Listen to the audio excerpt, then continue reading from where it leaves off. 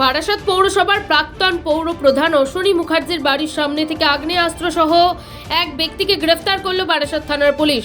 ধৃত ব্যক্তির কাছ থেকে অস্ত্র সহ এক রাউন্ড গুলি পাওয়া গেছে, এমনটাই পুলিশ সূত্রে জানা গিয়েছে। সূত্র মারফত আরও জানা গিয়েছে ওই ব্যক্তির নাম ফারুক। এই ঘটনায় উদ্ধারকৃত আগ্নেয়াস্ত্রটিকে বাজেয়াপ্ত করেছে বারাসাত থানার পুলিশ। কী কারণে এই ব্যক্তি রাতের বেলায় আগ্নেয়াস্ত্র নিয়ে বারাসাত পৌরসভার প্রাক্তন চেয়ারম্যানের বাড়ির সামনে দিয়ে ঘোরাফেরা করছিল তা নিয়েই উঠছে প্রশ্ন। পাশাপাশি এই ঘটনায় আরও কেউ জড়িত আছে কিনা তাও খতিয়ে দেখছে বারাসাত থানার পুলিশ।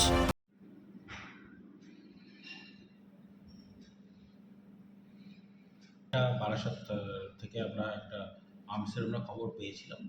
আমরা এই সমস্ত বিভিন্ন ধরনের ইলিগাল আর্মস, অ্যামিনিশনস, ইলিগাল ধরনের বোমা বা এই ধরনের জিনিসপত্র বা নার্কোটিক্স এই সমস্ত নিয়ে কারবার যারা করছে তাদের পেছনে আমরা সবসময় সজাগ এবং আমাদের সোর্স মারফত ইনফরমেশন আমরা পাই।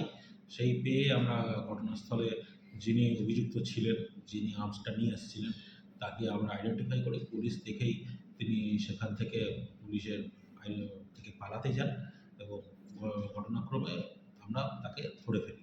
কিন্তু চেয়ারম্যানের বাড়ির কাছে হওয়ায় ব্যাপারটা, চেয়ারম্যানের সঙ্গে কি কোনো এই বিষয়ে ইনভলভমেন্ট?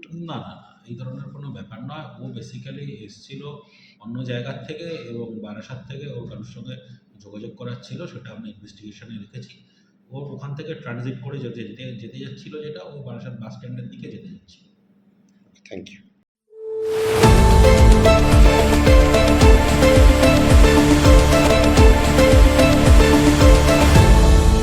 আপনারা দেখছেন এই বেলা বাংলা, শিরোনামে সবার আগে।